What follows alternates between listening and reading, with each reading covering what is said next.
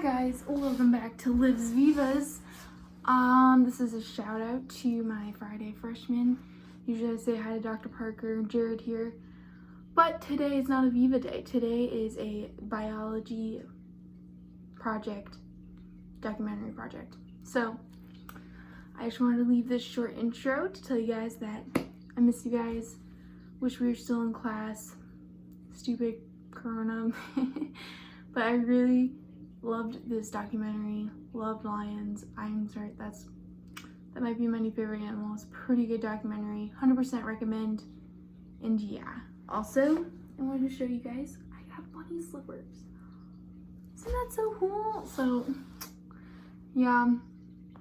I hope you guys are having a good quarantine, and I hope that you like my presentation. Bye.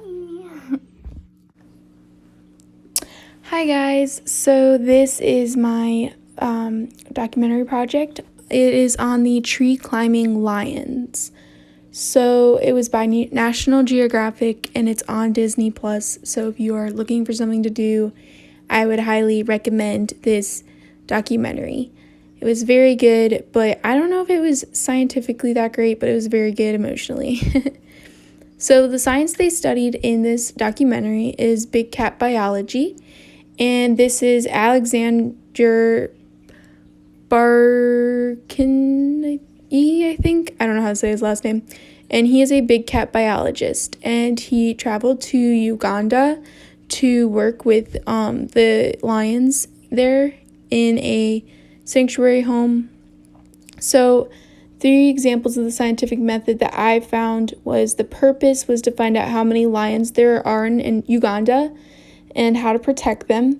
The hypothesis was very well researched. He asked a lot of experts and based it on past information and came up with 18 to 20,000 lions in Uganda. And the procedure is he went to experts and he had a map and he marked down where he was going to look and went there and tried to find lions. So there was more examples of this in that we'll be discussing sooner, but those are the 3 main ones I found. So I wanted to ask you guys, what do you know about lions? Leave it down in the comments. Any random facts that you know about lions. I would love to read them and see what you guys think. What I knew about lions is that a lion's roar can be heard up to 8 kilometers. The lions are the only cats that live in groups, and the female lions are normally the hunting lions. And they usually go out at night. So I learned so much, though, through this documentary. Some of the things that I did learn were that lions live in Uganda, and the lions that live in Uganda spend most of their lives in trees, and this is because of some generational stuff, which we'll get more into. The prides actually break off into smaller groups when they're hunting, and the mother keeps her cubs for 2 months, hidden for 2 months, and then brings them into the pride.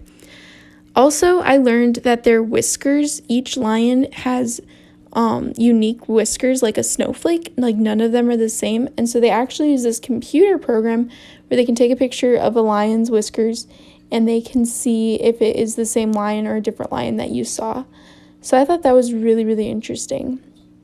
But again, I learned so much, and it was a very, very good documentary. I did not realize how compassionate lions were, I guess. So the 3 questions that I had, though, were why do lions only climb trees in Uganda? Are lions gentle in nature? And do lions communicate to each other? So I answered 2 of these questions. The first one is why do they climb trees only in Uganda? And this is because of generational things that the mothers actually just teach their kids to climb trees. It is not survival, or it's not instinctually. It's just that's what one lion decided to teach her kids how to climb trees, and ever since then they start climbing trees. And so just a really interesting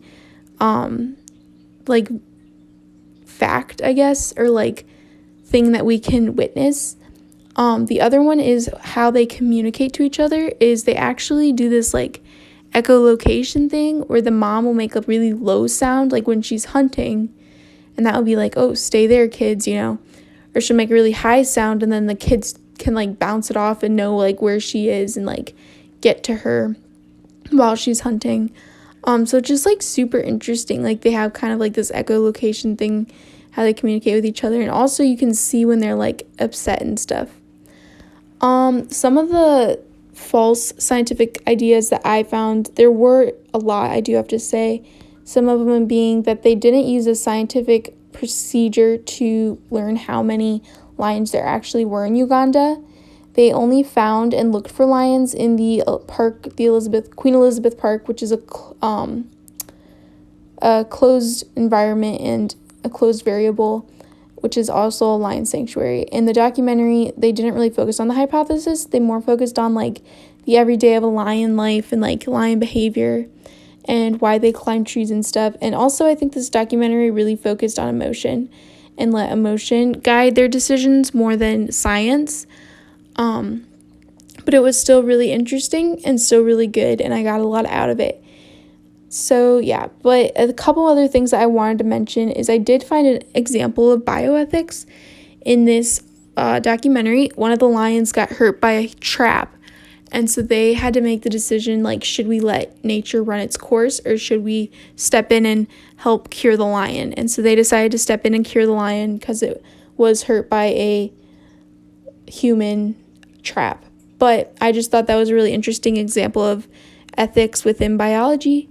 The other thing is that the mothers and her cubs had such a beautiful relationship. It was so loving and generous, and it just really made me like cry because it was so like beautiful and amazing.